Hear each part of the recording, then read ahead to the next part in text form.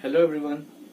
आज हम आप लोगों के लिए एक्सरसाइज 8.1 का क्वेश्चन नंबर 4th और 5th लेकर आए हैं। तो चलिए देखते हैं ये क्वेश्चन कैसे होते हैं। तो सबसे पहले क्वेश्चन 4 को देखते हैं।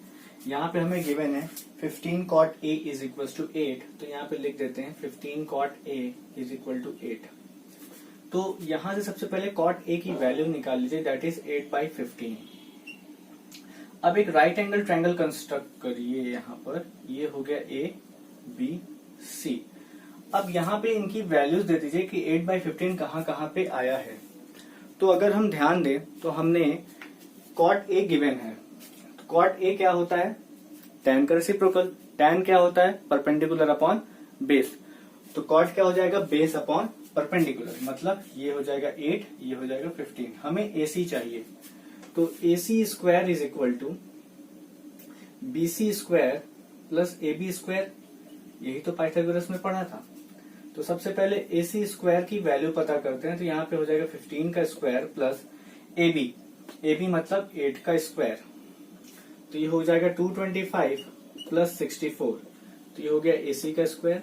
AC का स्क्वायर मतलब यहाँ पे हो जाएगा ये 289 और ये हो जाएगा 17। तो AC आपका आ गया 17। तो अब हमें चाहिए था साइन A की वैल्यू, क्योंकि वहां पे कहा था फाइंड साइन ए। साइन होता है परपेंडिकुलर अपॉन हाइपोटेनस, मतलब 15/17। ये हो गया साइन की वैल्यू। सेक की वैल्यू निकालनी है। तो सबसे पहली बात, सेक किसका रेसिप्रोकल होता है ये पता होना चाहिए, कॉस का। तो कॉस क्या होता है? Base upon hypotenuse. Base upon hypotenuse, उसी का रेसिप्रोकल होता है सेक। तो मतलब 17/8 हो जाएगा।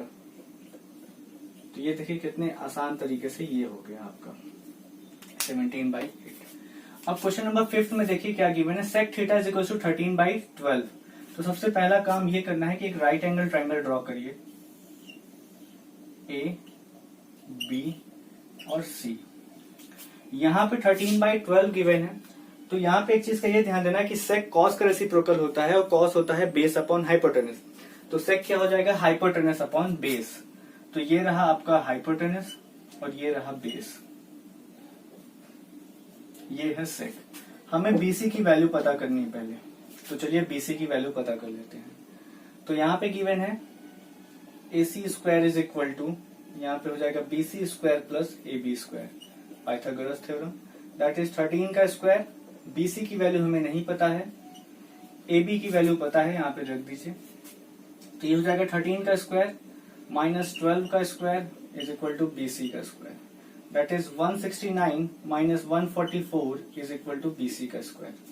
9 माइनस 4 5 6 और 16 माइनस 14 दैट इज 6 माइनस 4 2। तो ये हो गया BC का स्क्वायर।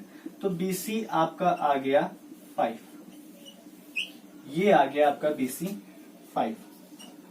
अब जैसा कि मैंने फर्स्ट लेक्चर में बताया था कि बचे हुए ट्रिग्नोमेट्रिक रेशियोज कैसे निकालने हैं, तो यहाँ पे देखिए सेक इज इक्वल टू 13/12 गिवन है। और बचे कितने हैं आपके पास? साइन बचा है, कॉस बचा है, टैन बचा है, कोसेक बचा है, सेक तो आपको गिवन है, और कौन बचा है? कॉट बचा है।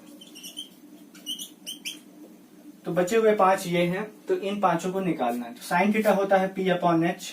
ये हो गया P, ये हो गया H। तो मतलब 5/13। कॉस होता है बेस अपॉन हाइपोटेनस, मतलब 12/13।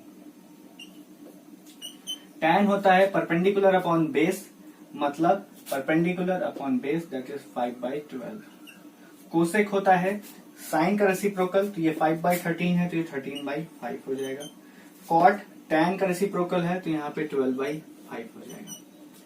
तो देखा आपने ये क्वेश्चन 4th और 5th कितनी आसानी तरीकों से हो गया। तो अगर आपको ये वीडियो पसंद आई हो, आपके लिए इन्फॉर्मेटिव और यूजफुल हो, तो इस वीडियो को लाइक, शेयर और कमेंट जरूर करिएगा।